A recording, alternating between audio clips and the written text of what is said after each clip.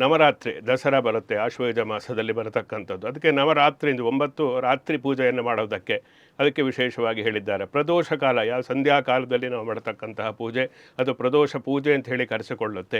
ಇನ್ನು ಬ್ರಾಹ್ಮಿ ಮುಹೂರ್ತದಲ್ಲಿ ನಾವು ಕೆಲವೊಂದು ಆಚರಣೆಗಳನ್ನು ಮಾಡುವುದಕ್ಕೆ, ಹಬ್ಬ ಹರಿದಿನಗಳನ್ನು ಆಚರಣೆ ಅಥವಾ ಯಾವುದೇ ಜಪ ಅನುಷ್ಠಾನ ಧ್ಯಾನ ಇವುಗಳನ್ನು ಮಾಡುವುದಕ್ಕೆ ಬ್ರಾಹ್ಮಿ ಮುಹೂರ್ತ, ಅರುಣೋದಯ, ಉಷಃಕಾಲ, ಸೂರ್ಯೋದಯ, ಪ್ರಾತಃ ಕಾಲ ಹೀಗೆಲ್ಲ ಹೇಳಿದ್ದಾರೆ. ಕಾಲ ವಿಭಜನೆಯನ್ನು ಕಾಲ ಗಣನೆ ತುಂಬ ಮುಖ್ಯ ನಮಗೆ.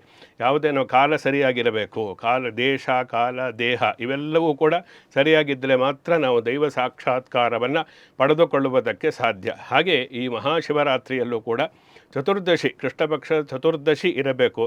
ಚತುರ್ದಶಿ ನಿಶೀತ ವ್ಯಾಪಿನಿ ಆಗ್ಯಾರು. ನಿಶೀತ ವ್ಯಾಪಿನಿ ಅಂದರೆ ರಾತ್ರಿ ಕಾಲದಲ್ಲಿ ಸಂಪೂರ್ಣವಾಗಿ ಚತುರ್ದಶಿ ಇದ್ದರೆ ಅದು ಶ್ರೇಷ್ಠ ಅಂತ. ಚತುರ್ದಶಿ ಇಲ್ಲದೇ ಇದ್ದರೆ ಅಥವಾ ಅಲ್ಪ ಸ್ವಲ್ಪ ಇದ್ದು ಪೂರ್ವ ದಿನದಲ್ಲಿ ಪರದಿನದಲ್ಲಿ ಇದ್ದರೆ ಅವೆಲ್ಲ ಶಿವರಾತ್ರಿ ನಿರ್ಣಯ ಯಾವಾಗೆ ಮಾಡಬೇಕು ಅನ್ನತಕ್ಕಂಥ ಶಾಸ್ತ್ರಗ್ರಂಥದಲ್ಲಿ ಹೇಳಿದ್ದಾರೆ. ಅದರಿಂದ ಚತುರ್ದಶಿ ತಿಥಿ ಇರಬೇಕು, ಅದು ರಾತ್ರಿ ಸಂಪೂರ್ಣವಾಗಿ ಇದ್ದಾಗ ಮಾತ್ರ ಅದು ಮಹಾಶಿವರಾತ್ರಿ, ಶಿವನ ಪೂಜೆಗೆ ವಿಶೇಷವಾಗಿರತಕ್ಕಂತಹ ಕಾಲ ಅಂತೇಳಿ ಹೇಳಿದ್ದಾರೆ.